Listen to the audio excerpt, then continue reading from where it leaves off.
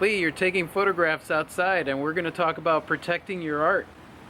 Protecting, like, from the elements? No, not from the elements. Just a few minutes ago, the biggest bee I've ever seen tried to attack me. Oh, God. Rafi's tips for artists because he loves you.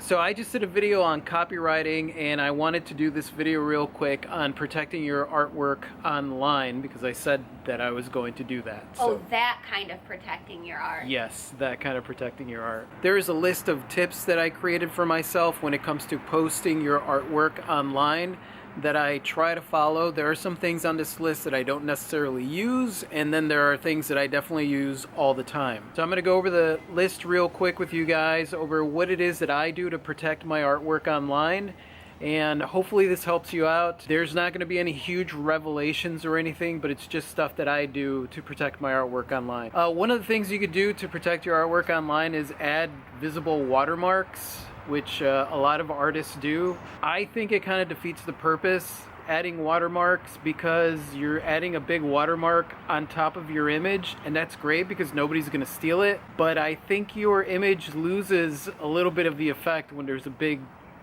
thing on top of it. Yeah, basically you're like, look at this watermark I designed, isn't it so fresh? Yeah, that's pretty much what's going on there. One of the other things that you could do to protect your artwork online is disable the right-click function on your website. That's something that I know that some artists do, but really it only kind of works on your website. Doesn't Instagram have that on lockdown though? Yeah, they do. Yeah, if you post something on Instagram, nobody could just right-click on your image. On Facebook they can, but Facebook lowers the resolution of the image. So you could add invisible information. Basically, you go to the metadata on your photograph. So just right-click your photograph and hit properties, and then you'll see the place where you could put in your name, copyright, all that stuff within the photograph itself.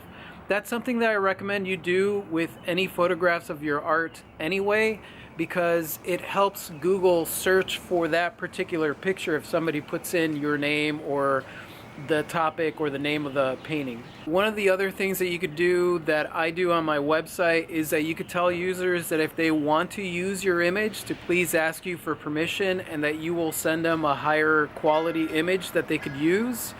That's something that you could pick and choose which pieces you would like other people to showcase, maybe on their blogs or just in their artwork. So what I do is I only upload low resolution photographs, 72 dpi. 72 dpi is perfect for the internet. That's the only resolution you should be putting on the internet, especially if you're putting it on your website, because it doesn't slow down your website. Along with that, what I'll do is I'll lower the pixel rate on my picture. So basically I'll make it like 600 by 800 pixels.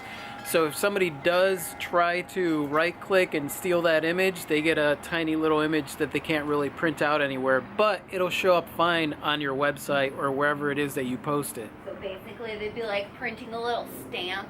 Yeah. A Rafi stamp. Yeah, a little Rafi stamp. You can put the copyright notice on your artwork. Like I said in the copyright video, anything that you create, the moment that it's tangible, is copywritten to you. One thing to definitely remember is that if you're gonna go public with your artwork, which I totally recommend that you do, and start sharing it, not only on the internet, but anywhere that you go, people are going to try to photograph your artwork. If you're at a place physically, people are going to try to download your artwork. People are going to have access to your artwork. There are very few cases where somebody is stealing the artwork and trying to sell it themselves. It just doesn't work. That's not something that happens within the artist community. That's something that happens maybe with like a printing place or something like that, where they see a piece of work and they could capitalize on it. Like I said in the copyright video, that mostly happens with like commercial pieces. And that's it, you guys. As far as posting your pictures, what I do recommend is just post your pictures. Just don't make them completely accessible for people to be able to print up. Don't post full-size pictures online. Just don't do it. So like, don't put a sign on it that's like, here, steal this.